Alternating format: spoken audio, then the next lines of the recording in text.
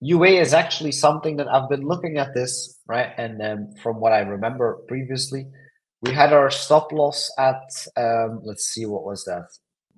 6.17, right? I believe 6.17 was our stop loss. That Yep. is still fine, but I will say this for UA. I'm looking at this level 663. It's very simple. We don't mess with our stop loss. We just leave it where it is for now.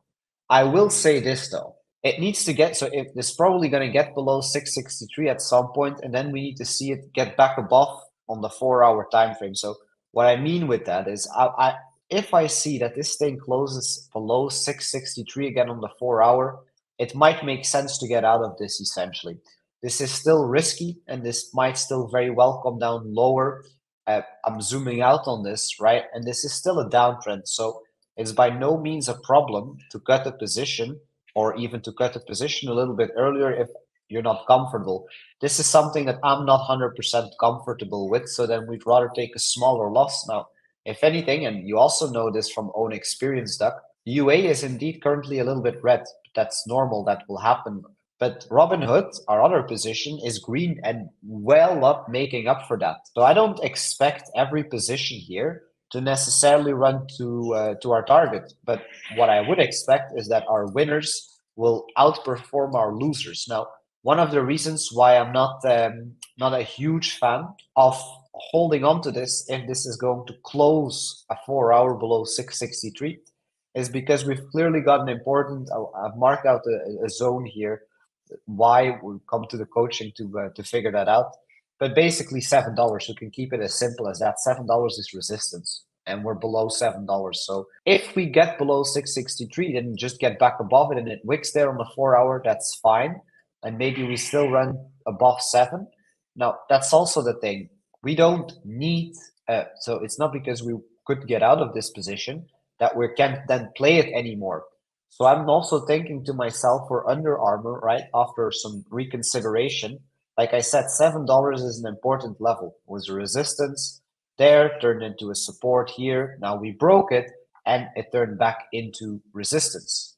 So if we are going to cut our position for Under Armour, if this closes below 663 on the 4 hour, which can happen, then I would simply look for a move above $7 and holding above $7 somewhere in the future, and then we can still play it, right? So what we're not gonna do is we're not just gonna have no stop loss or not respect it or just hold on and basically hold this thing back down. So for Under Armour, I don't know if this is a level that I've basically previously outlined or not, but 575 seems to be like a very good level to play from. And we're now at 672, right?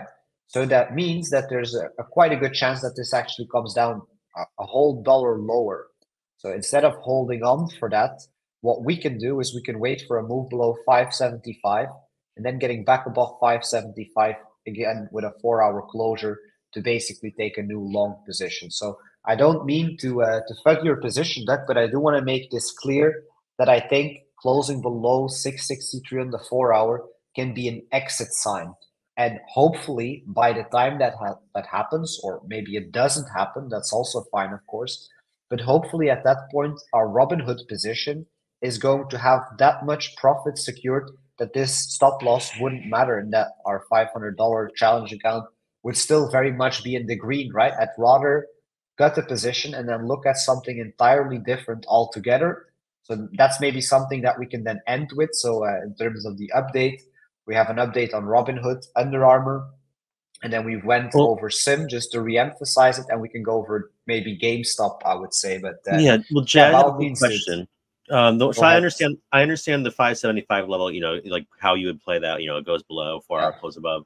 For yeah, that, like the $7 level, where it's more of a breakout type level. What do you like yeah. look for? A 4 hour candle that closes above $7 is like absolute minimal requirement because not Got it. just a wick, right? Like we said, $7 is resistance. So if price comes to $7 and we buy or we get in more, chances are that we're at resistance again. So what we want to see is that $7 resistance gets broken. Now, waiting for a 4 hour candlestick to close above that level, I would say is already a very good start. And then ideally, what you see is that it comes back down and holds $7 as a support level. How that play would look, right? Is you would basically wait, again, what I would personally look for, I mean, come and check out the coaching. I will tell you exactly the Yeah. candlestick I want to see play out. That's maybe not something to include here, but what would be very decent, right? A very decent position would be you wait for a 4 hour close above 7. And then instead of doing breakout trading, we would simply put a limit long order at $7. So we would basically bank on the fact that it would retrace back to that level to turn it into support.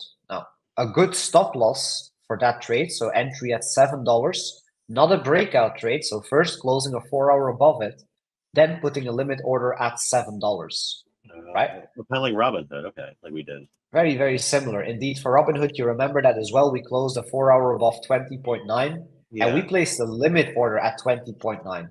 And price picked us up and then basically went from there. So it's actually a very, very good remark there, Duck. Robinhood is not a position that we entered because we got below a level and then closed back above it. No, we actually closed above a level and then we put a limit long entry on that level. Very similar here to the setup for Under Armour. Basically an entry at 7 after that specific, like that's the best you could ever describe it, I think, to people, is if they've been following around with Robinhood, ideally they've been following along with at least understanding what we've been doing, that this is the same exact approach. So that makes a ton of sense to me. That's very well explained. That makes sense. Cool. All right, perfect. And if you need a target and a stop loss for that position that enters there at $7, I can give a preset stop loss suggestion at 649. And a target at 866 would be a main target. But we will keep updated on Under Armour for sure in some up and coming updates. So we'll see. For now, in 663 has to hold. It's not a stop loss on there, so our original stop loss can remain set. But we'll look at a 4 hour close below that level just to kind of de-risk our portfolio a little bit. It's very important that we keep that money to play potentially other things and to put it to work to the best of our ability. Realistically, we don't want to have a portfolio where things are just bred for weeks on end and basically pulling us down. Like a lot of people have struggles cutting a position because they're like, yeah, but look, if I sell the position, then I have a loss. Look, by the time that price is so much lower, you're already in a loss, right? People say, oh, you're only in a loss if you sell. That's a scam. No, you're already losing because the moment it's not because you don't selling that you can't lose. If you don't sell, you don't get that money that is locked up in that position to play something else. That is opportunity cost. So you're also losing there. So it's very important to get out as soon as things seem sketchy. Now, we can always get back in the future and have our scenario prepared. So it's not because we sidestep UA. We're still prepared from 575 lower down or from $7 higher up. So pretty simple, I would say.